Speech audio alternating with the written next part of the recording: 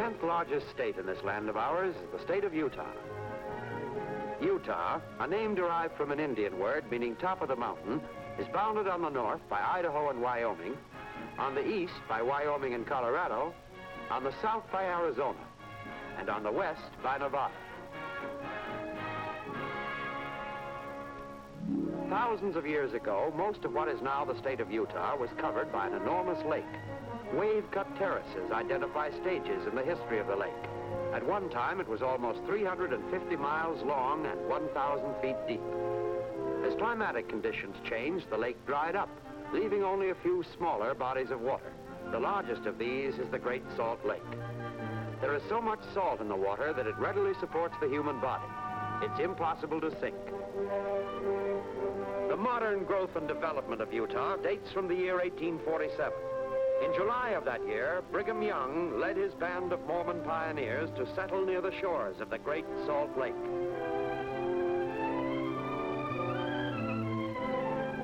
The capital and largest city of the state of Utah is Salt Lake City. A modern metropolis of nearly 250,000 persons, it is the largest city between Denver and the Pacific coast. Throughout the city are reminders of Utah's historic past. Prominent is this statue of Brigham Young, famous leader of the Church of Jesus Christ of Latter-day Saints, more commonly known as the Mormon Church. The state capitol building is one of the finest of its kind ever constructed. Its dome is of Utah copper, and its walls of Utah granite and marble, for which the state is famous. When Salt Lake City was founded by the Mormons, one of the first things they did was to select a site for their temple. The temple proper is a six-spired architectural masterpiece. The east tower is topped by a golden figure representing Moroni, ancient Nephite historian of the Mormon faith. The temple, reserved for sacred ceremonies, may only be entered by members of the Mormon Church. However, the famous tabernacle is open to visitors. Designed by Brigham Young, the tabernacle was originally constructed without nails, with only wooden pegs and cowhide thongs. World famous for its acoustic properties, the tabernacle roof contains more than 1 million feet of lumber and has no supporting pillars. On Temple Square is a monument to the memory of seagulls. In the early days of the settlement, when swarms of crickets threatened to destroy the entire food supply, thousands of seagulls miraculously appeared to devour the pests and save the colony. Second city in size in the state of Utah is Ogden. Strategically situated, Ogden is an important jobbing and shipping center.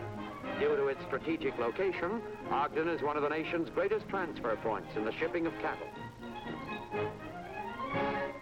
North of Ogden is Brigham City. Nearby is where the Golden Spike was driven, marking the completion of the first transcontinental railroad.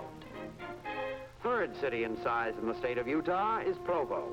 The commercial hub of a prosperous agricultural region, Provo has more recently become known as the Steel City of the West. Logan, Utah, situated in the fertile Cache Valley, is the fourth largest city in the state. Logan is the home of the State Agricultural College, noted for its contributions to the development of the West. Utah is rich in natural resources. Although only about 3% of the land is tilled, agriculture has long been one of the state's principal industries due to the success of pioneer irrigation projects. And speaking of irrigation, the honors for being the first Anglo-Saxons to use and develop irrigation are usually granted to the pioneer Mormon settlers.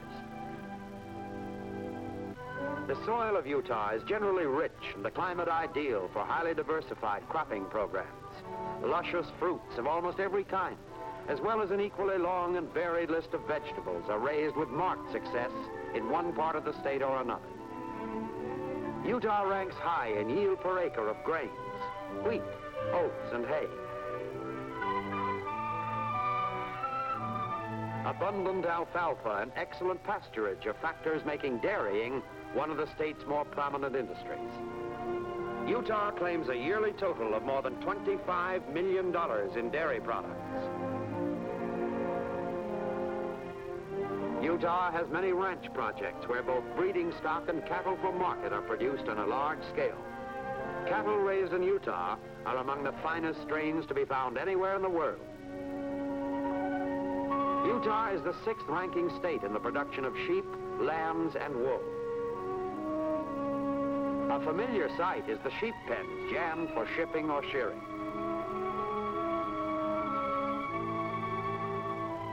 In recent years, Utah's canning industry has developed to an important degree.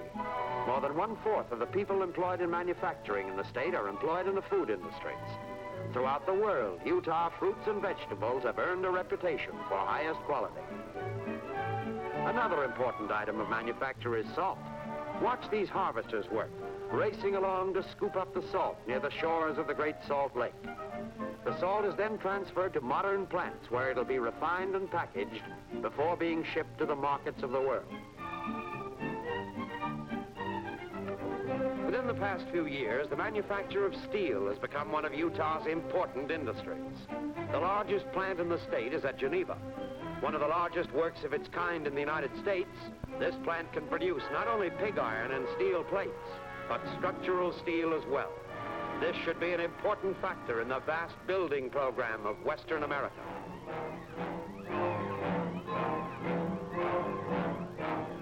But of all the varied industries in the state of Utah, the most important is mining. One of the nation's most prominent non-ferrous metal mining states, Utah produces some 210 different metals, including zinc, gold, lead, silver, and copper. The largest surface copper mine in North America is the Utah Copper Company's mine at Bingham. Here, giant shovels are actually removing an entire mountain. During normal operations, more material is dug every day than was moved during the digging of the Panama Canal in any one day of the most intensive operation. Utah is often referred to as the center of scenic America. Throughout the state are national and state parks and monuments. Also, many refuges have been established for the protection of migratory birds and other forms of wildlife.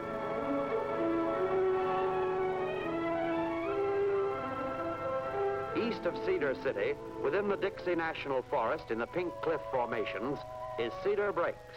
Here, the Pink Cliffs have a thickness of 2,000 feet, and 47 different shades of color have been distinguished.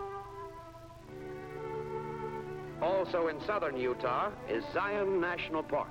Zion Canyon, the most spectacular gorge in Zion National Park, is 14 miles long. Cut through more than 3,000 feet of white and red sandstone, the creative processes are estimated to cover a period of more than 90 million years. But perhaps some of the most interesting exposures of the Pink Cliff formations are included in Bryce Canyon National Park. These canyons are spectacular illustrations of erosion, amphitheaters filled with pinnacles and grotesque forms, extending down more than 1,000 feet through pink and white limestone.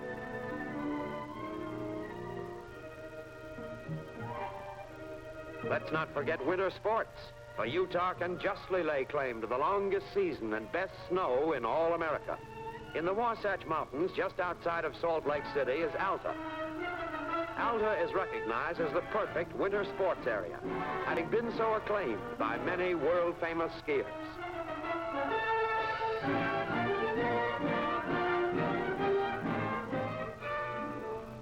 Now that we've seen the beehive state of Utah, let's review what we've learned about the state during our short visit. We've learned that the modern growth and development of Utah dates from the year 1847, the year in which Brigham Young and his band of Mormons first settled near the shores of the Great Salt Lake. We've learned that the capital and largest city of the state is Salt Lake City. We've seen the Great Salt Lake and have learned that there is enough salt for human consumption there to supply the needs of the world for another 1,000 years.